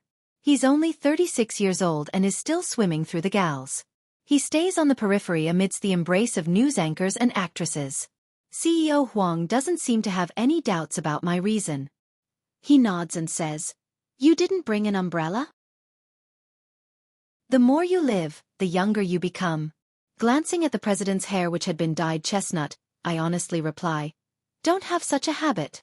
CEO Huang lifts his hand and strokes his chin. "I have a few spare umbrellas in my office. Come over and take one." "You prepared so many?" I ask in a respectful tone. After all, he's the one paying my salary, and it's quite sizable. CEO Huang smiles and says, "It's from the few ladies from before. As you know, they always like to bring umbrellas with them." "You've extended the battlefield of your flings to the office? Didn't you say that the thing you're afraid of the most is letting your daughter know about this? Doesn't your daughter visit your office every week?" I'm first left surprised before nodding. "All right." CEO Huang doesn't say anything else as he turns and walks towards the door. The way he's standing and how his body is posed gives me a strange feeling. I believe that if I were to seize this opportunity and unleash my full strength, I'll definitely be able to backstab him. Is this an assassin's instinct? Just as I have this thought, I see CEO Huang stop in his tracks and turn his head back. Did he sense my ill intent? My body stiffens. CEO Huang seems to be deep in thought as he slowly asks, "How's your accent?" "Passable," I mutter carelessly. CEO Huang nods. "Help me pick up a VIP at the airport tomorrow morning. I'll get old AI to send you the details." "Okay." I don't dare to say no. After agreeing, I ask, "Mr. Huang, the VIP is a foreigner?" "Yes." CEO Huang gives an affirmative reply. At the mention of this topic, I can't help but ask, "Mr. Huang, why are there so many foreigners around us? We even have to come up with a foreign name in the company?" CEO Huang leans back slightly and says, "What is an international metropolitan city? This is it." Chapter 1406 in modern day 4. After borrowing an umbrella from CEO Huang, I decided to immediately leave the company and return to my rented apartment. I plan on testing out my newfound assassin powers in what's considered the safest environment. I live in those old districts that haven't been spruced up. I spend nearly an hour commuting via public transport. The place is filled with old and shabby houses. It's completely different from the high-end buildings found in the new city districts. But living here is more convenient. Besides, the rent is quite cheap. Since I'm clocked off on the dot today, and there wasn't much of a delay during the journey back and forth, it's still not yet 6 o'clock. Even if I settle my dinner near my neighborhood, I'll arrive home before 7 o'clock. It's in line with the habits of a modern person. Therefore, I didn't consider settling my dinner near the office. Instead, I rushed to the bus stop with my umbrella. This umbrella is colorful, and it has rabbit ears on it. It really isn't suitable for a stealthy man like me. I look up and run out the door. One has to bow when under the umbrella after all. By now, the storm has gone on for about 10 minutes, and the ground is beginning to pond. If it were in the past, I would have stepped into a puddle and stained my shoes and pants with dirt and mud. But now, my feet are deft, sharp, accurate, and each step is light. I manage to keep my pants and shoes clean in the rain. As expected of an assassin. I glance at the bus stop that's just a few feet away from me. Just as I'm about to cross the non-motor vehicle lane, I suddenly see a man walk past me without an umbrella or raincoat. His hair is already wet under the heavy rain. His clothes cling to his body as they droop down, water streaming down continuously. His image is so pathetic, yet his posture remains so relaxed. He isn't running at all. All he does is keep his hands in his pockets as he strolls forward. Impressive. Due to the rain and the dark sky, I'm unable to discern his face clearly. I only watch him walk past me. Perhaps sensing my gaze, the man suddenly takes out a cigarette from his pocket and puts it in his mouth. He mutters softly, "Wimp." I dig my ear with my empty right hand. Who is he talking about? Forget it, I won't argue with a lunatic. I'm in a good mood today. I ignore the man, step up to the bus stop platform, and wait for my bus to arrive. My luck isn't bad. It takes about a minute before bus 35 arrives. Taking out my travel card, I close the umbrella and rush forward. Hearing the beep, I suddenly feel a little emotional. If only the travel card can be stored on my phone's NFC, it would be more convenient. I only need to bring my phone when I'm out. Door locks, the subway, and public buses can all be resolved through my cell phone. If I switch my door lock to a fingerprint one, I don't even need to bring my keys with me. That's what I call convenience. As I think about it, I find a seat. Perhaps due to the heavy rain and that it's some time after peak hour, there are still quite a few empty seats left on the usually crowded bus. Unfortunately, the prerequisite for switching to a fingerprint lock is for me to have my own house. My fantasy is defeated by cold reality. In this international metropolitan city, with my salary, I don't know when I'll be able to afford a house if I don't get help from my parents. I can't help but wonder how to use the powers of an assassin to make money. Take on assassin missions? No, it's illegal. Although I'm a real powerful assassin now, I can't beat bullets. Besides, I don't know where to take on such missions either. It's against the law to break into houses and steal. Besides, other people don't have their money dropping from trees, unless I can lock onto a corrupt official. I have agile footwork, nimble limbs, and eagle-like vision. How do I earn money with these? Be a security guard? But how much can a security guard earn every month? Or try dancing? With this kind of control over the body, my dancing will definitely be very impressive. Then, I can do a live broadcast? However, I'm tone deaf. As I think through the possibilities, I suddenly feel a little depressed.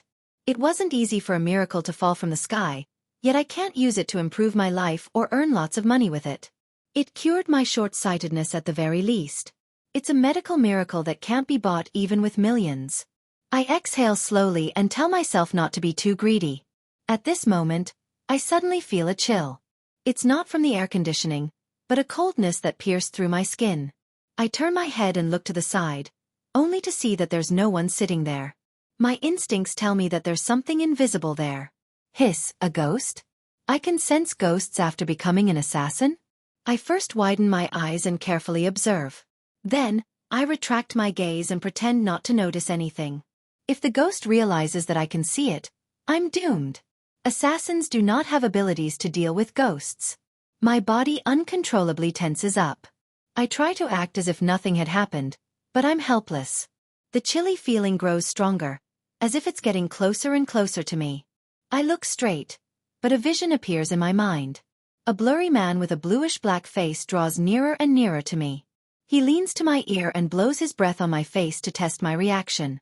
This cold lasts for nearly a minute before it gradually weakens.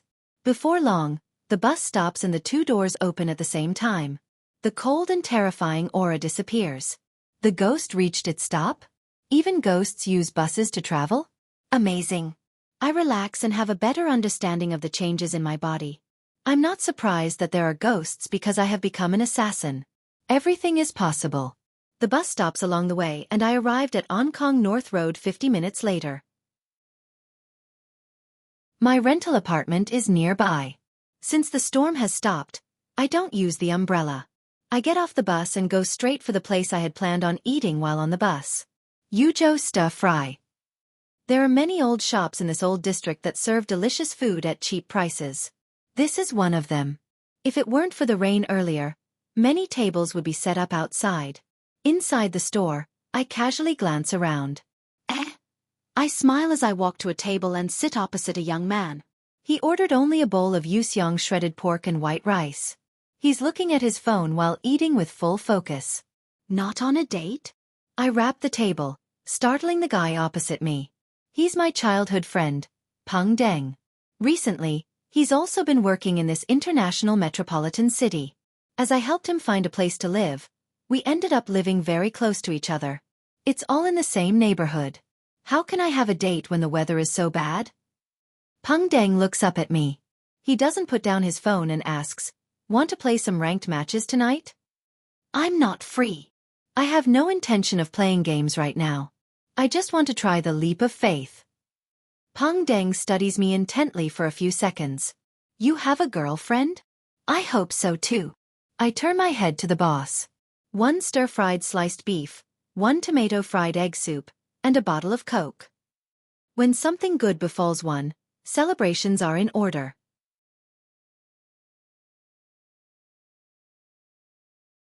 Chapter 1407 In modern-day 5 Upon hearing my reply, Peng Deng lowered his head again. As he looks at his phone, he feeds himself and casually asks, "What else is there after work? Don't you work overtime if something's up?" Good question. I lean the umbrella and seriously think of an excuse.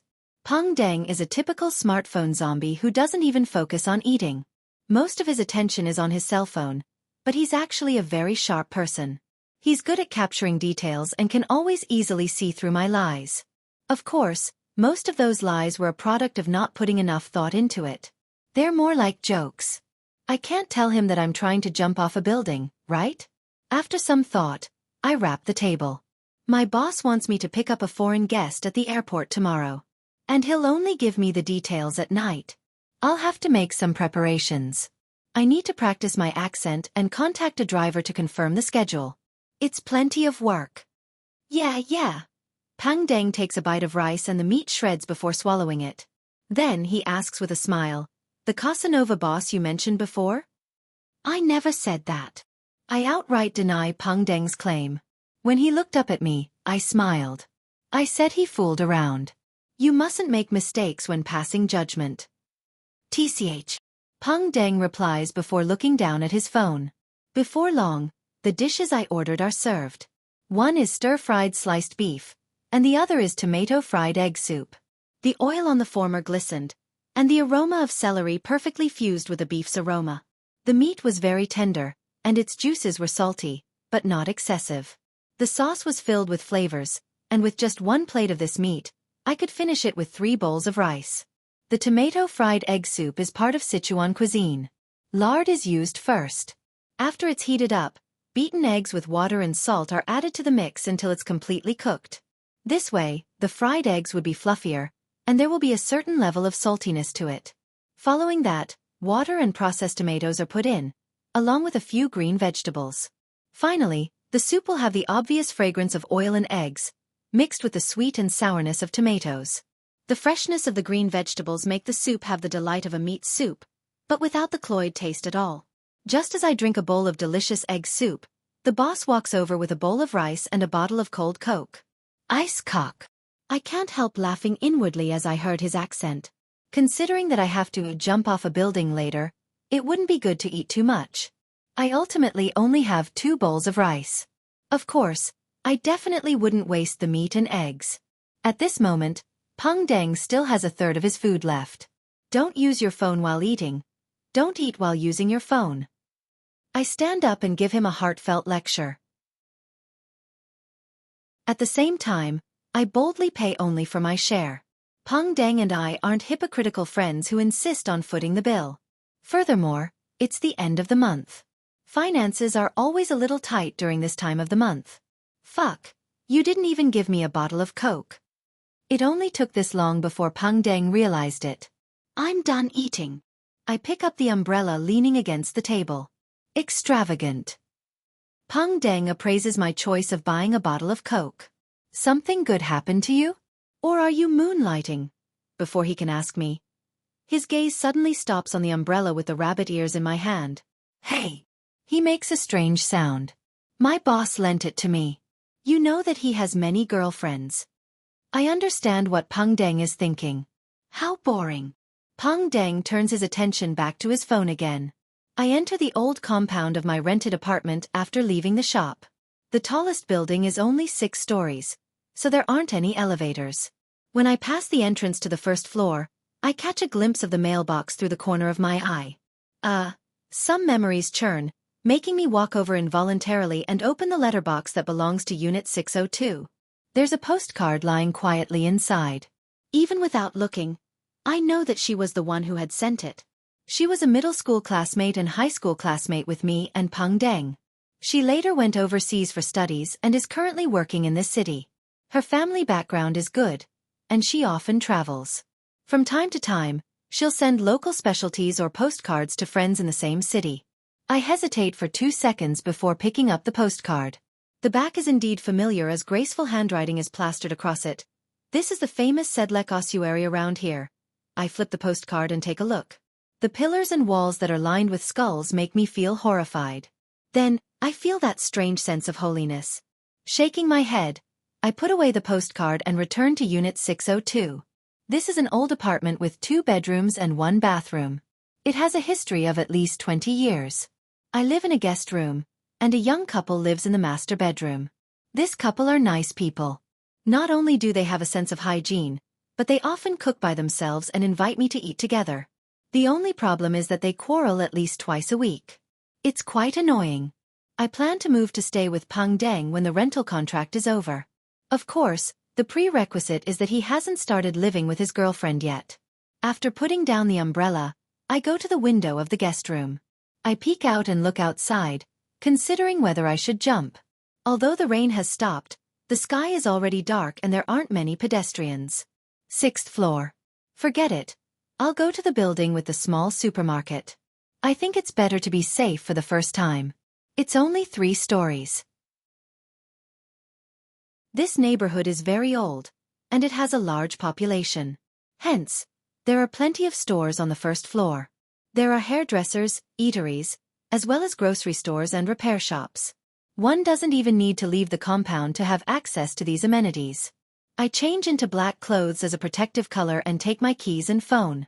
I arrive at a small supermarket after circling the compound for a while. I go up the stairs to the rooftop. Looking at the height, I finally feel confident. When I headed downstairs just now, I tried to jump from one flight of stairs to the other. It greatly improved my confidence in the leap of faith. Waiting until there's no one below me, I take a deep breath, climb over the railing fence, and pose in a ready stance. It's raining and the road is very slippery. How about next time? If I fall and get sent to the hospital, I'll die a societal death if everyone misunderstands this as me attempting suicide. It's only 3 stories. There was nothing wrong with the feeling I had just now. After some random thought, I raise my middle finger at myself and exhale slowly. With a tremble, I leap up and adjust my body. The speed I descend at is slower than normal. The wind turns into a blanket, holding me up in silence. This kind of slowness is only relative. I still quickly land on the ground steadily, without wobbling or splashing up the muddy water on the ground. At that moment, I feel like a sharp feather. What a marvelous feeling. 10 points. I praise myself. This is really too exciting. I'm a true blue assassin who has surpassed all mortals. Heart blazing, I dash back to the building where my rented apartment is. I can't wait to test the leap of faith from the 6th floor. The experience just now tells me that 6 floors isn't a problem. If it's any higher, I'll have to be like Jackie Chan, finding items in the middle, like an air conditioner, to break my fall, jumping down several floors at a time. On the way, I widen my eyes in an attempt to find any acts of sexual misconduct by hooligans, robberies by ruffians, or extortions by baddies. I want to let them have a taste of the power of an assassin, but... sigh, the security in the neighborhood is really good. I sigh and head home. At this moment, my phone rings twice. I take it out and discover that it's from my company's old AI. It's the information regarding our VIP. Zarathustra. What a complicated name. I smirk and decide on reading the details after another leap of faith.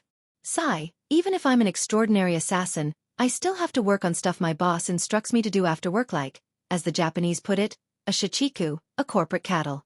Otherwise, I won't be able to survive. What can an assassin do? Buy a Spider-Man's mask and do a parkour livestream session?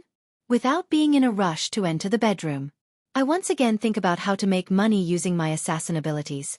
At this moment, someone knocks on the door. Who is it? I ask loudly. I'm here to check on temporary living permits. Someone outside replies. I don't have it, goodbye.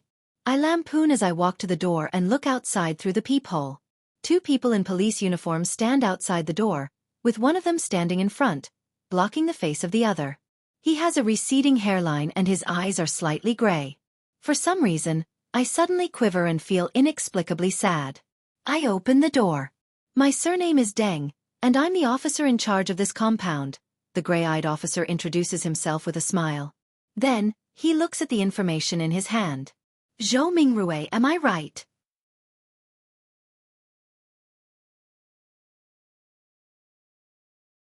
Just as he turns around halfway, he suddenly stops. By the way, I forgot something. For some reason, my eyes blur upon hearing that. It's a joint tenancy, right? Who's living in the other room? Officer Deng asks in a mellow voice. I close my eyes and calm my fluctuating emotions. It's a couple. A lady with the surname Xia, and her overseas boyfriend. I see. Officer Deng nods. Remember to remind them to register their residence. All right. I watch as Officer Deng turns around. Only then do I see the officer standing behind him. His black hair and green eyes make him look like a celebrity. Green eyes? He's mixed blood? Or is he wearing colored contacts? I mumble inwardly. The green-eyed officer looks at me for a few seconds before suddenly smiling. That evil cult's means are more secretive than you can imagine. It's very hard to defend against them. At times, you won't need to pay any price to benefit from them. But believe me, you will definitely suffer immensely in the future. My heart palpitates when I hear this fellow. I recall the assassin potion and the leap of faith I obtained. I got it for 5 yuan. Could it really be that cult? What do they want from me after giving me superpowers?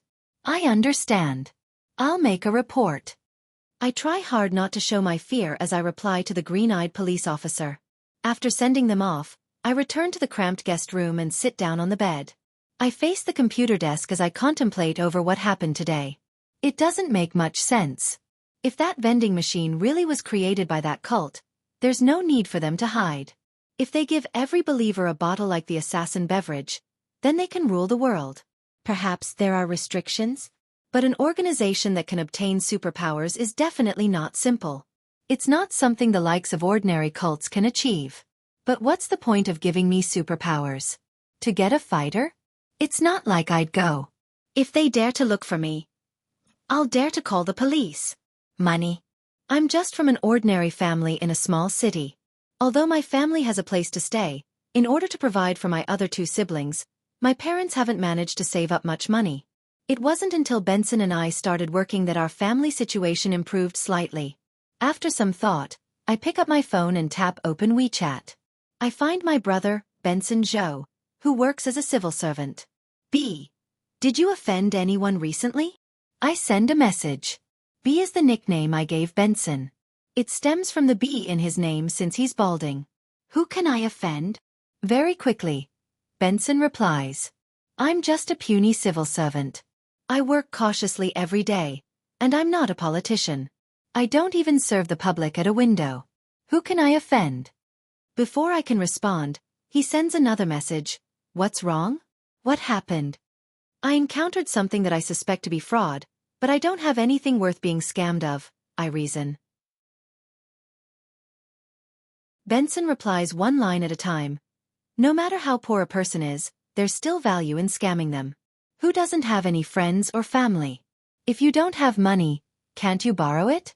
Borrow from the people around you or on the internet. Get all kinds of microloans, and that adds up to a huge sum. Besides, you still have your body. Can't you sell your kidney, cornea, and blood? Besides, there are many female clubs nowadays. Who knows which customer would like your type? WTF, stop scaring me. After sending this text, I quickly add, thankfully I didn't take the hit. I don't want Benson to worry about my drinking of the assassin beverage. I have to be careful. I need to immediately make a report to the police for any abnormalities around me. After chatting for a while, Benson reminds me, anyway, don't be greedy. Also, Sasa will be here before school starts. Remember to pick her up. Got it. I send him a popular emoji.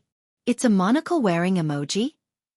After ending the conversation, I lose the urge to continue attempting the leap of faith. I sit by the bed, feeling a little frightened and worried. After a while, I subconsciously pick up my phone and look at WeChat and QQ. Among them, one of the QQ group chats has plenty of messages. It was a group that I built because we play horror and mystery games.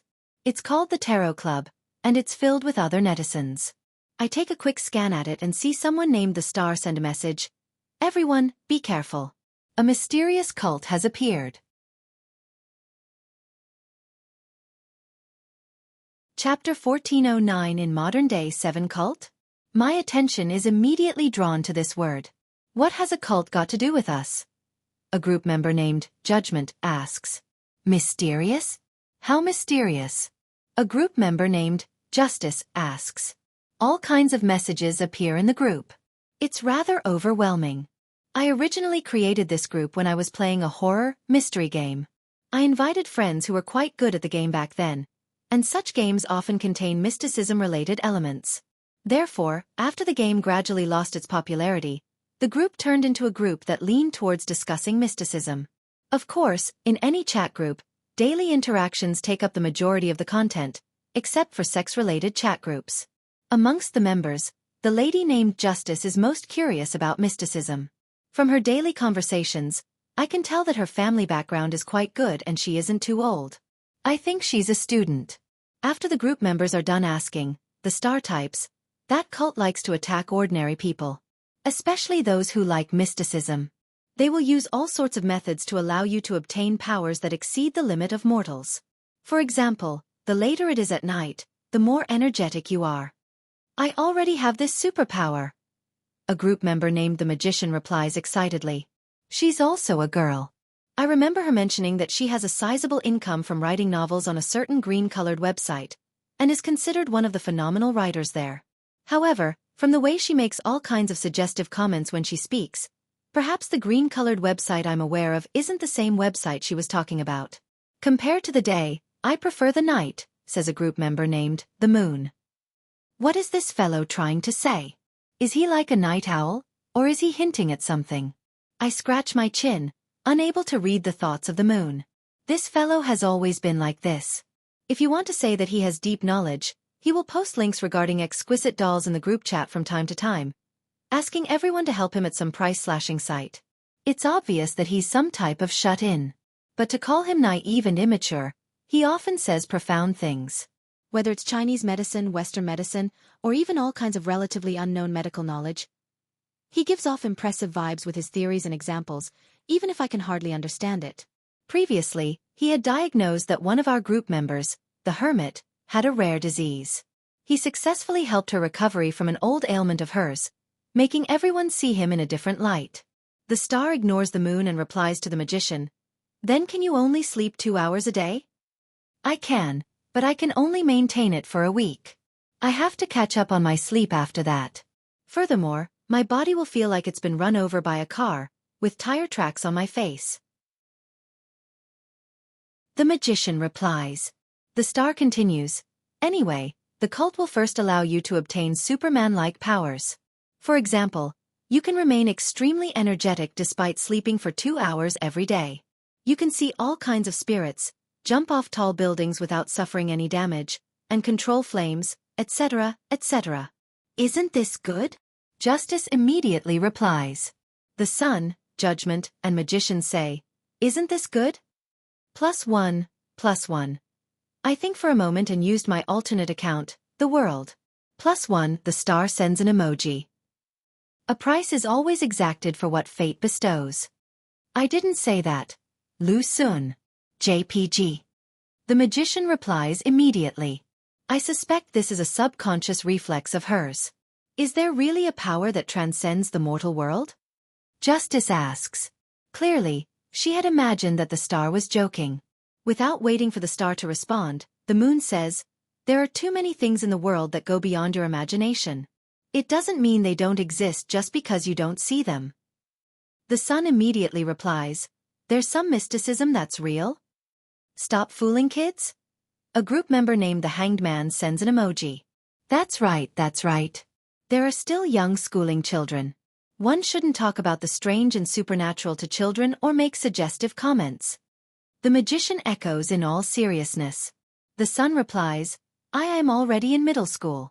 I'm more than 1.9 meters tall. When everyone sees the claim of being 1.9 meters tall, everyone falls silent. After a while, the Star sends an emoji.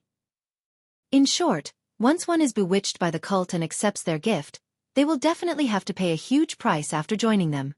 I heard that some people went mad and got admitted into a mental hospital. Some of them committed suicide in various ways, dying rather hideously. Others transformed. Before he can finish, he suddenly stops.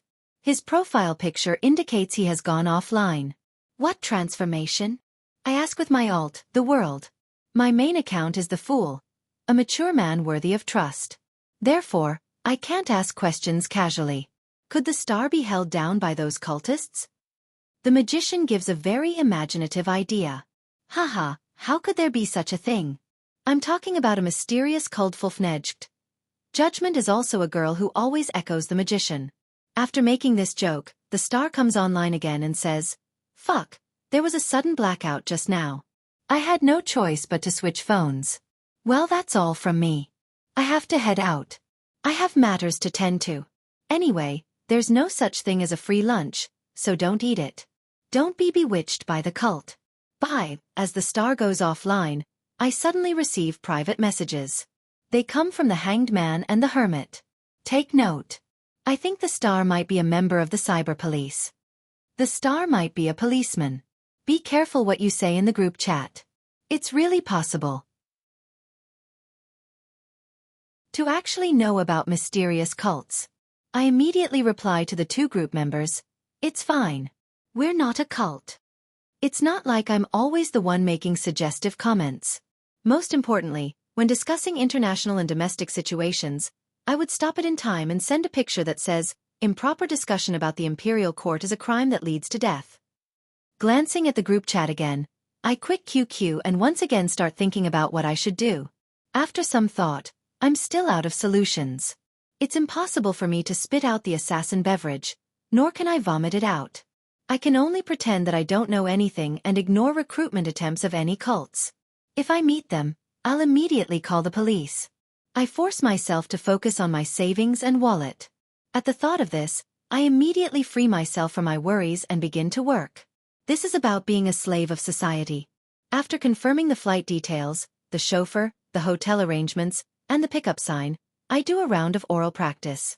By the time I'm done with all of that, it's already 10 in the evening. I feel hungry. I guess I'll go down and buy some snacks. I decide not to treat myself shabbily.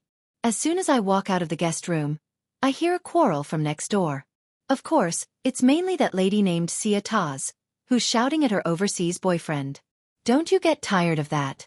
Just as I'm about to lampoon, I realize that the quarrel is getting softer and softer. According to my experience, something inappropriate for minors will happen next.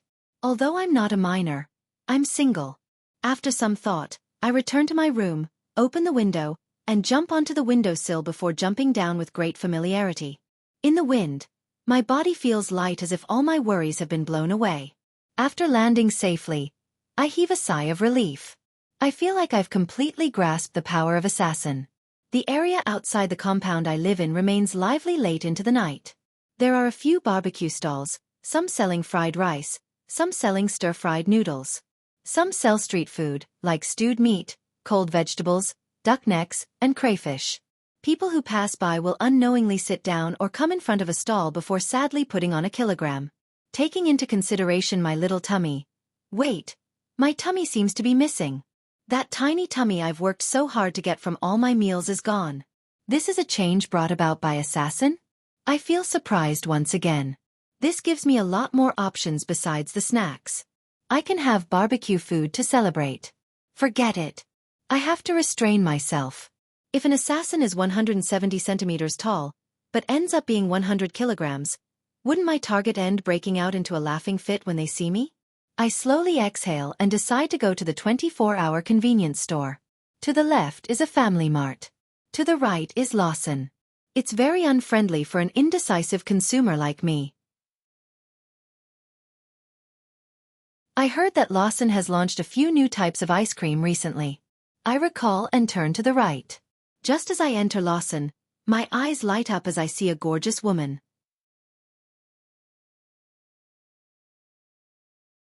Chapter 1410. In modern-day 8 as an international metropolitan city, there are definitely countless beauties dressed fashionably out on the streets.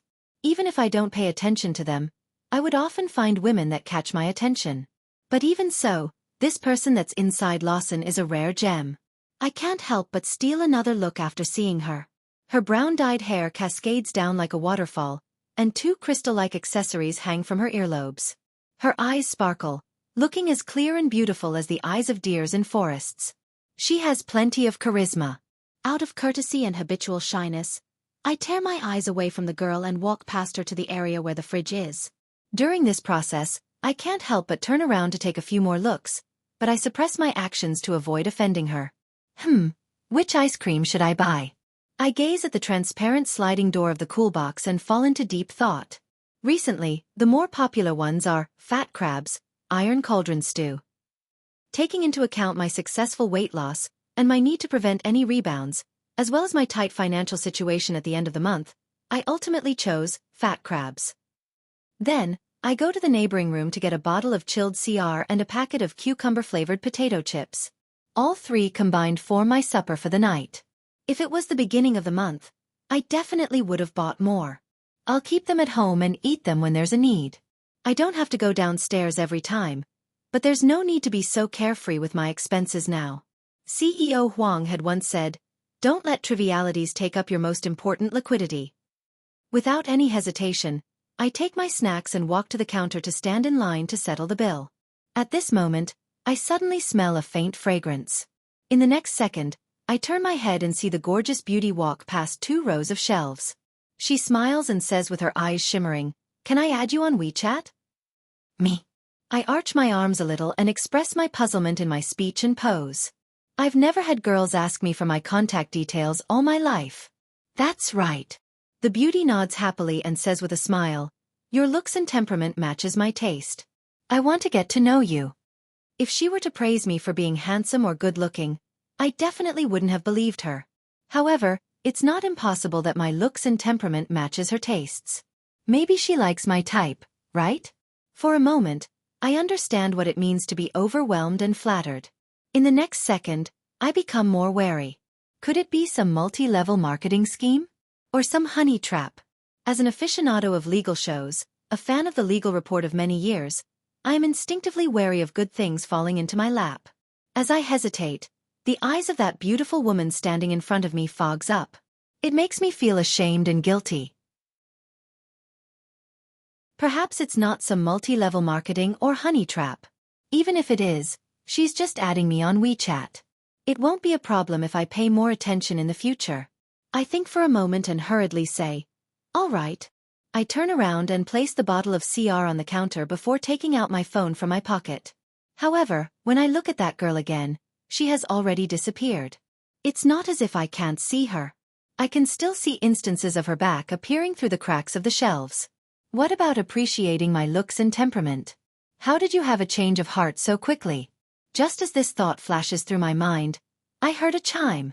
The door of the convenience store opens automatically, and a figure walks in. It's Officer Deng, who had checked on my residence permit in the evening, but he has already changed into casual wear. He walks to the front desk and tugs at the bottom of his black jacket's bottom. He says to the staff, "A cup of coffee." As he speaks, Officer Deng turns to look at me. "Hey, are you footing your bill?" Before he can finish, he pinches his forehead. You are Zhou Zhou. Zhou Mingrui, Officer Deng. We just met this evening, I reply with a smile. At that moment, from the corner of my eye, I catch the woman leaving the convenience store. She gave up striking up a conversation with me and ran off in a hurry because she saw Officer Deng? Is she really involved in multi-level marketing or pulling a honey trap? Feeling regretful and puzzled, I hand over the items in my hand to the shop assistant and say without minding, "Give Officer Deng his coffee first." The shop assistant spends some time making the coffee before giving it to Officer Deng.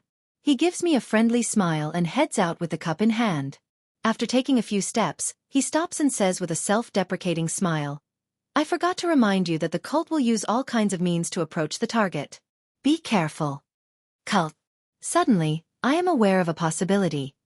Could that beauty from before be from that cult? She hit on me because I drank the assassin beverage and became their target? This method really makes it impossible to guard against. They actually used a honey trap. I'm alarmed. With Officer Deng about to turn around and leave the convenience store, I rush forward and say to him, "Just now, a woman wanted to add me on WeChat." Officer Deng doesn't laugh at me. He asks very formally, "What does she look like?" "Very beautiful, more beautiful than many celebrities." I give a simple description and conclude, "I don't think I have the charm to make a beauty hit on me." "Not bad. Many victims only get deceived because they feel that they are very charming," says Officer Deng with a smile. "We will track and investigate this. As for you, you should just try your best. Try not to speak to strangers as depicted in television dramas. Speaking is fine. Just don't establish more connections."